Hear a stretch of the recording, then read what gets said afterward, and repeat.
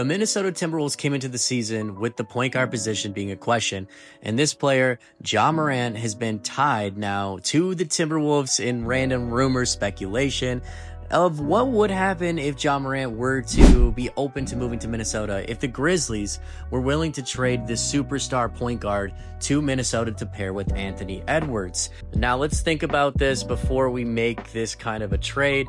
Morant has had tons of trouble with the law, with teams getting suspensions, not playing games, getting injured. He has a smaller frame, but he's an electric point guard, no doubt. He's a high flyer dunker. He can do all these crazy things Minnesota desperately needs. He can play make, but he's a horrible defender. I mean, he is a horrible defender. He would be electric in transition with Anthony Edwards. He's extremely athletic, but his regression is noticeable over the last few seasons.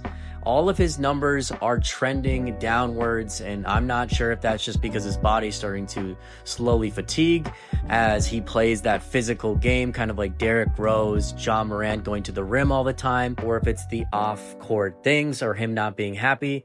That's something Minnesota would have to think about if they were to make this kind of a deal. Now, you ask yourself, what would you be willing to give up for Morant if you're the Minnesota Timberwolves? And there's multiple players that you could put in a deal to go get him, but you're going to have to include a bigger contract to go get him, right? You have to give to get. Remember, that's how the league works. There's Jaden McDaniels' contract, but I doubt Minnesota would be interested in moving McDaniels. There's Julius Randle, who could be a likely candidate because Morant, you could argue, he could get in a way with Julius Randle in scoring, and that's just too much going around with Anthony Edwards on the team as well.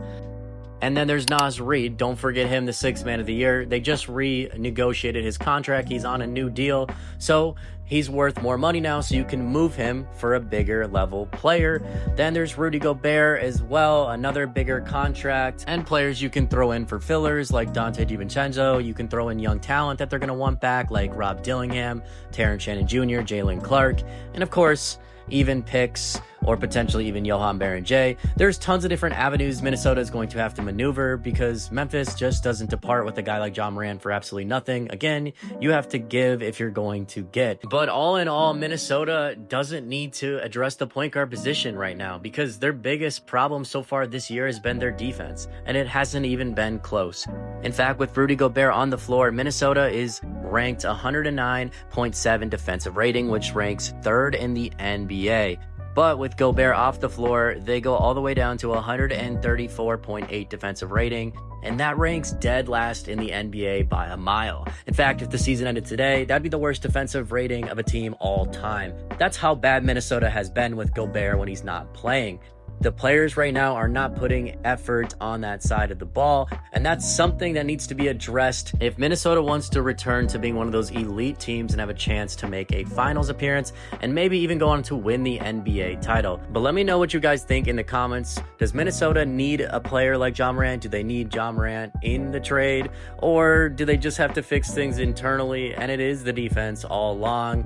Maybe it's a different player. Nonetheless, leave a comment, leave a like, share it. I appreciate everybody. This is the Daily Wolves, and I'm out.